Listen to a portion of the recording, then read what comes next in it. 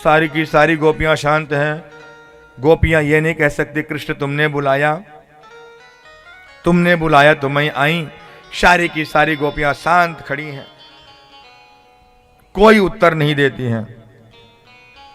भगवान कहते हैं तुमने अर्धरात्रि के समय अपने अपने पति को छोड़ करके आ गई, ये कहां पतिव्रता स्त्री का धर्म है? ऐसा करना चाहिए? तुम्हें पतिव्रता धर्म पता नहीं है कितना? अरे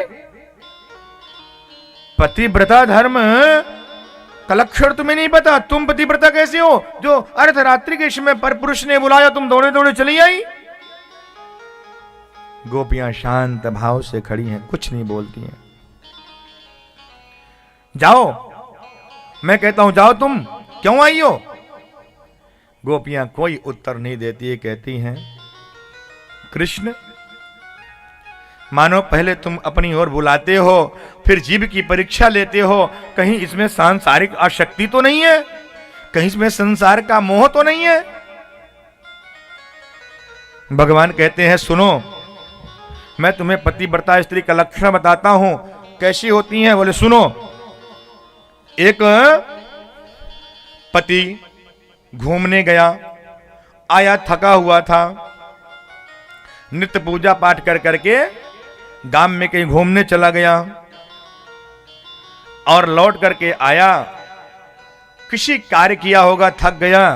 थक जाने के बाद अपने घर में आकर के पत्नी एक जगह बैठी हुई है, और जब पत्नी बैठी है उसी समय पति आया, पत्नी के गोद में सर रख करके सो गया।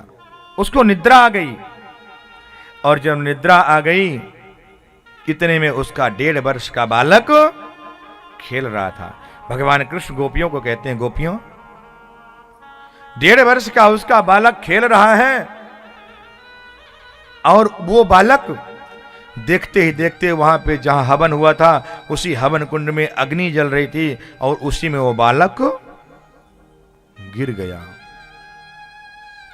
और जब गिर गया उस पत्नी ने अपने पति को नहीं जगाया, क्यों? यदि पति को जगाती तो पतिव्रता धर्म नष्ट हो जाता। पति को अपने सोने दिया। 1-1.5 घंटे बाद, और वो स्त्री अपने 1-1.5 घंटे तक नेत्र बंद करके अपने बैठी रही, प्रभु का ध्यान करती रही कि यदि मेरे सच्चे पतिव्रता धर्म में मेरा जीवन होगा तो मेरे बालक को कोई कुछ नहीं होगा।